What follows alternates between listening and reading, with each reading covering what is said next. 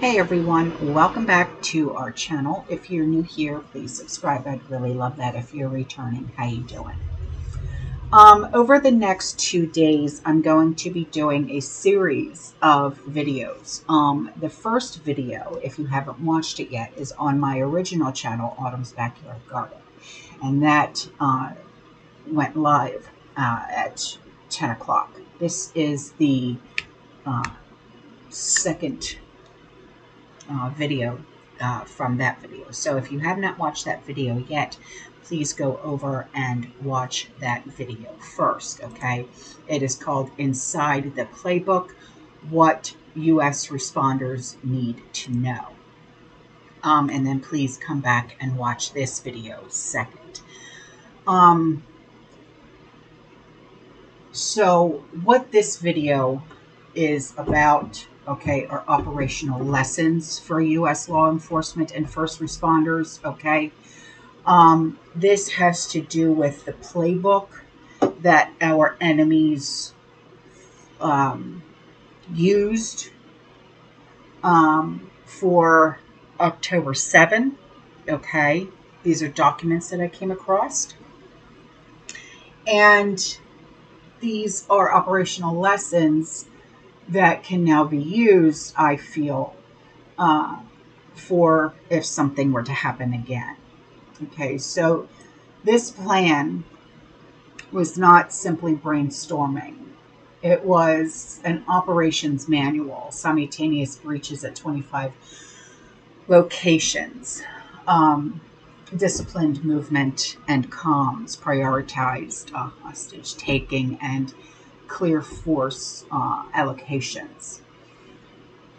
They hit roughly 75% of their planned staffing, and that alone was enough to create chaos. Now, if we face anything like this here, we cannot be reactive. We have to practice, harden, and remove predictable behavior now. So what should happen? What do we do? All right. Make command and surge decisions before anything does happen. Don't ask, well, who's in charge during an incident? You have to have plan A, plan B, plan C, plan D, all the way to plan Z, in my opinion. Sign off on mutual aid now. Surge the tiers and deployment triggers now. Pre-package the teams, tactical, canine, medical, logistics, and with checklists and transport ready. If it looks like multiple sites are hit, okay, act like it immediately. Stop relying on single communications plan and stop predictable routines. Assume adversaries will operate quietly and will exploit your plan. Keep redundant radios and deployable communication systems ready and train on them until radio discipline is automatic. Train for two hard problems at once: mask and holding ground. Put collection points outside of the hot zones. Embed tactical medical teams with tactical units and then rehearse those hostage and medical evacuation playbooks together. Run realistic exercises that combine police, emergency med services, hospital transit, and public health. After action reviews must drive concrete fixes with owners and with deadlines.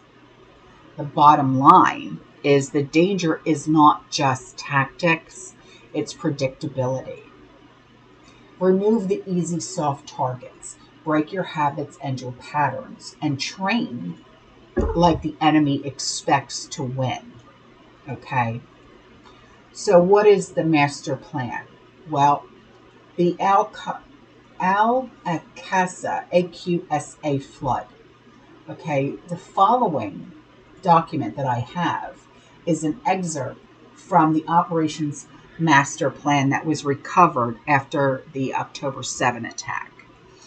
It was presented for analytic and reporting purposes only. Okay, so this is for educational use. Okay, so please do your own research, form your own opinions. Okay, what it does is it outlines the structure and force allocations described in the document. Assessments indicate that during this incident, Hamas achieved roughly 75% of the staffing levels that was set out in this plan. Notably, the plan's scope was grand, and it called for simultaneous breaches at about 25 separate locations, a multi-axis operation designed to overwhelm defenses and seize multiple objectives at once. So here is the document, okay? The plan breach, the separation line at 25 location opposite 25 road intersections simultaneously, and take control of the road intersection sites with separate training groups. Each group, 100 fighters. Total, 2,500 fighters. Evacuation patrols. Each patrol consists of 10 operatives assigned to each settlement. Require number 10 patrols times 221 settlements equals 2,210 fighters / patrol slots. Mission: expel the settlers using their vehicles. Priority: children and women. Detain between 17 and 50 prisoners. Seize mobile phones and any documents. Evacuation of small towns. 200 fighters per town times 8 towns equals 1,600 fighters. Evacuate the settlers with their cars and buses toward the coast. Evacuation of large cities. 400 fighters times 3 cities equals 1,200 fighters. Direct them toward the sea. Neutralize military areas by isolating them with combat groups around each entrance. For example,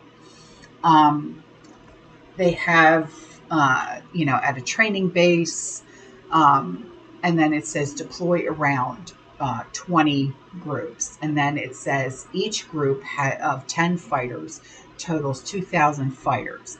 And then it says below the site, total approximately 10,000 for the offensive, highly trained, intensive units. The general overall objective of the plan must not be disclosed to others.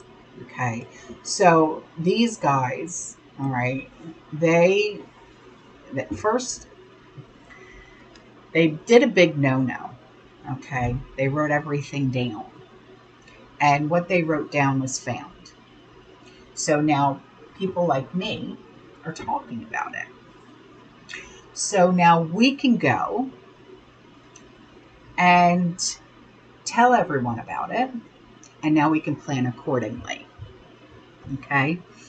And when people like me who come from a family who has law enforcement background, okay, first responder background, military background, then we can take everything that we've ever learned in life and we could say, okay, well, now this is my opinion. Okay. And then we can also say, okay, well, what else can I learn? Okay, well, this is what I would also do. All right. So, this is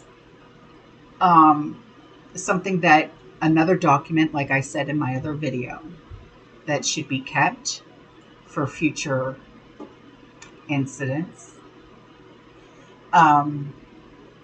So our first responders really need to plan ahead, because God forbid we were to have another September 2001. because we were the citizens, I'll say that, we were struck from behind. And it was total chaos. No one knew what was happening. No one knew what to do. And they may have left us with a big black eye, but we came up swinging. But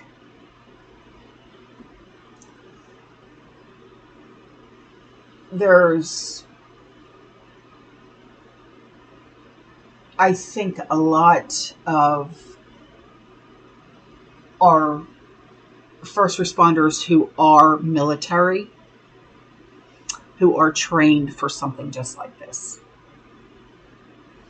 And I think that because of that factor, I think that our first responders, our law enforcement, and our fire department and stuff like that, I think that they are more well trained than ever before. And I think that it would be wise if we could have our first responders train alongside our military for just in case. But that's just my opinion. All right, guys, I'm out of here. I will see you in the next one. You stay safe, you stay positive, you keep prepping. And as always, fearless and God bless. Ciao.